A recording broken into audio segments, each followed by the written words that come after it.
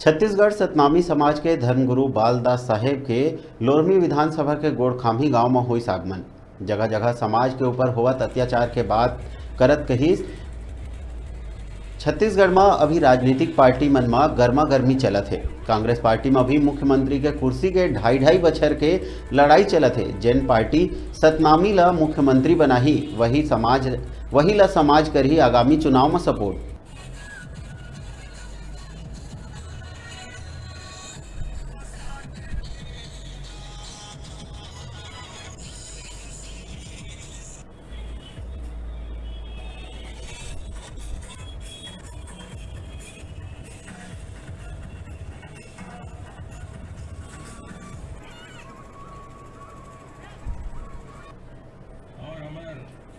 गुरु सिपाही मर माता बहनी समाज के अधिकारी कर्मचारीगण जन गुरुद्वारा भवन लखनऊ यहाँ तक कि फिर जैद खान ने भी आगे लगा दी।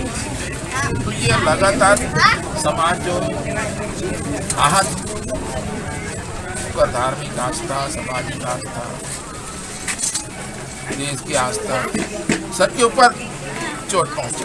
नाम सेना ने सतनामी समाज एक संगठन के बाद पूरा समस्त सतनामी समाज जैसे गुरु बालक दास बाबा जी ब्रिटिश हुकूमत में राजगद्दी हासिल करीस, पूरा समाज के साथ लेके चलीस और पूरा समाज के साथ और सहयोग से राजगद्दी हासिल करीस, राजा बनीस।